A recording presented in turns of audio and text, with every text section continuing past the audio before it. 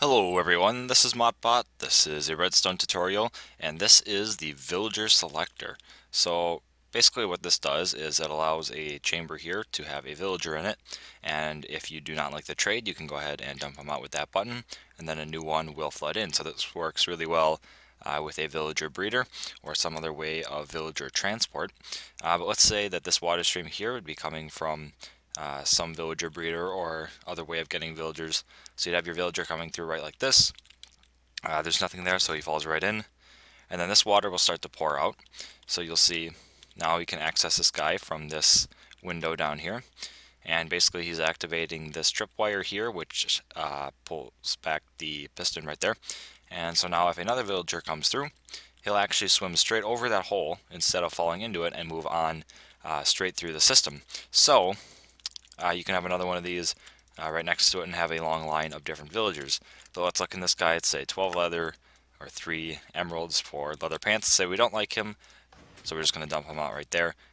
Obviously you want him to go into some killing chamber, but then you can see that the water now is pulled back, and then if we have another villager in here, he will fall into that hole as well, and the water will extend once again. So this really is quite simple how it works. When there's a villager in there, he activates his tripwire, and that will turn off this torch, which will turn off that dust. And that dust is powering this block, or not powering it at the moment.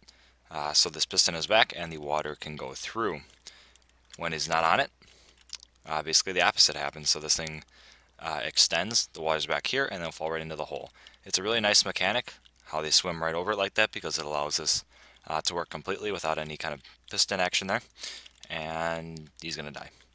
So, button obviously very simple as well. Just a piece of dust and an inverted torch here that powers this piston. So it's really more of a conceptual build, but I'll go ahead and do a tutorial on it anyways. So you can start with this 3x4 on the wall right here. I'm just going to continue down along the same water stream here. And you want to punch out the second block from the bottom here, and this is obviously just a floor. So this is the height that you'll be looking at. And you can come along the back here and place a half slab right at this side, so it's the bottom half of this ground block here, or the one that's right above the ground, and then come back a couple blocks right like this and place a sticky piston in that direction, so that will grab the half slab right there. You can then come over and punch out this bottom right block, and then put in a solid block, because if you're using glass you cannot place a button on that. And you want to come behind that right like this, and you can place dust on that, and that'll go up into a block, and with a torch there that will then power this piston. And you'll see that if you come over here and hit that button, that it will retract, and that is when your villager would fall out. So then you can just go ahead and build up a couple of blocks on the sides here so that your villager will not be able to escape, and you can always put some on the back as well, right like that. There we go. For this next part, you're going to want to come out one more block on these sides right like this, that side, and then that side over here, and punch out a few blocks so it's easier to place. Have a tripwire hook there, and then punch out each one of these. These need to be some kind of transparent block, or they can be air as well, just so long as your villager will not escape. So I'm just going to use some glass there, and that is just because the way tripwire hooks work, they need to have either all solid blocks underneath them, or all empty blocks or transparent blocks beneath them, right like that. So there we go. Now it will hook up like this, and if you walk in here, you'll see that it will activate. You can kind of see that the little arm there shifts just quite a bit.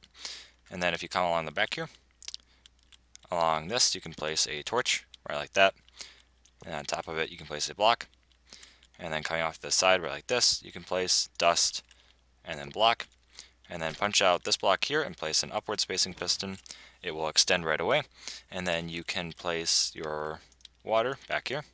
So I'll just make a little holding cell for it, and this actually needs to be at the arm height, right like that. And I'll swap these out right like that. Put the water in there.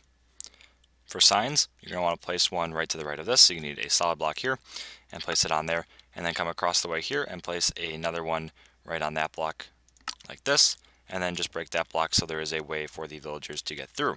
So now if I go ahead and grab a spawn egg here, where are these guys, here we go, and drop one in, you'll see that the first one goes in, and he goes into the first, so now the auto activates there, and then let another one go, and he'll flow all the way through. A little bit laggy, and it is a little bit slow as well, and I just completely lagged out, but you see he goes in there, And I actually forgot to replace these blocks, but we'll go right like that.